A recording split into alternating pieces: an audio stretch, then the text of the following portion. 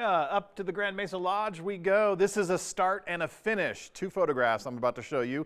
This is from this morning right around 7:40. That was our sunrise.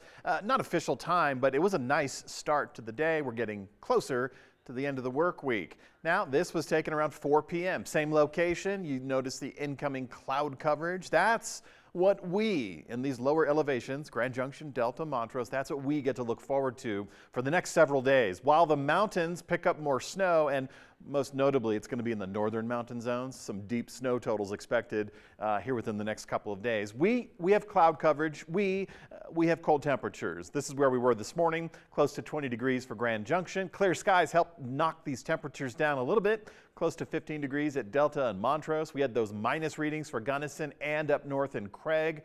If we weren't minus, we were single digits in some of our mountain communities and in the higher elevations. So yeah, cold start to the day. Hopefully you got outside and enjoyed all that sunshine that was prevalent, because moving forward, we're going to go partly cloudy, mostly cloudy, and that's going to continue through the rest of the weekend and into at least the start of next week. I'm talking about 3 storm systems. Before I do that, this is what we did today: mid-30s, low 30s. You know the number. We're supposed to be at 40 degrees.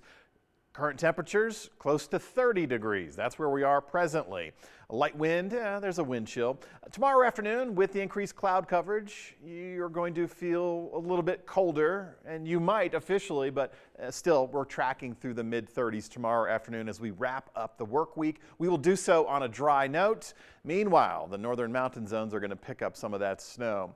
Current wind speeds right now, barely a wind chill, less than 5 miles per hour for a few spots, 10 to 15, top gust of the day. That's manageable. Now, once we get into the late weekend period, when we start thinking about our storm system that swings through, we'll have an increase in wind speeds, probably get up to the 20 and 25 mile per hour zone, but we will also benefit. It's because of the southwest flow.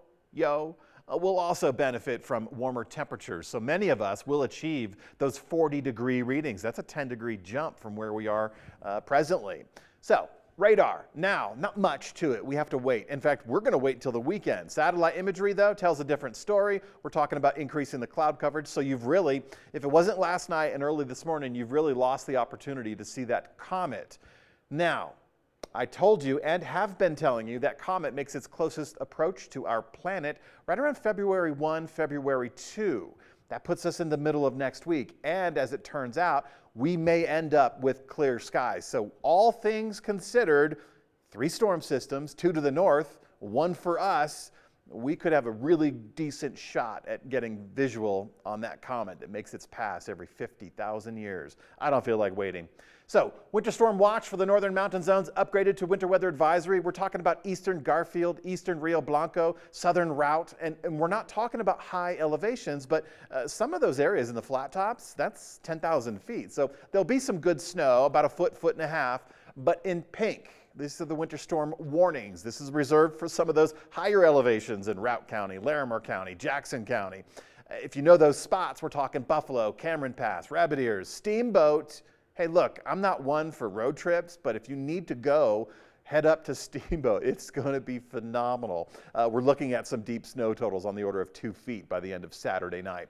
So this afternoon, it was just kind of spotty showers just getting to go from the north. Tomorrow morning, a little bit more impactful snow for those northern zones, and it'll blend into the central along the Vail Pass Divide region Friday afternoon. Noticeably, we'll just have cloud coverage and cold temperatures. We won't have any precip moving through. The storm track is going to be more beneficial to northwestern facing areas and northern zones. So Friday night, we're going to wrap up snow totals on the order in the northern zones. Again, that's the emphasis, on the order of a foot, foot and a half of new snow. We don't have a whole lot of opportunities locally. We could get a dusting or 2 on the Grand Mesa. That would equate to 1 or 2 inches Saturday morning.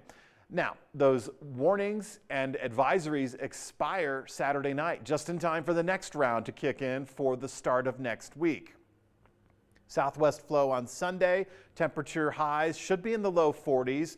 Partly cloudy skies. I think we'll see a little bit more sunshine on Sunday than you would expect, but that southwest flow is going to usher in our next storm system. And there we go. Snow opportunities for the lower elevations on Monday. And high temperatures start to decrease towards the middle of next week. Middle of next week, Tuesday, Wednesday, that's the beginning of February. That's where I'm holding out for the next best opportunity to see that comet. But You should get out Saturday night, check those conditions, and then again Sunday early morning, and then try again Sunday night, because there's a chance there. But the comet itself is closest for the middle of next week, and that should coincide with a brief little break. We will be talking about snow totals for the valleys, but stick around for that as we get more data.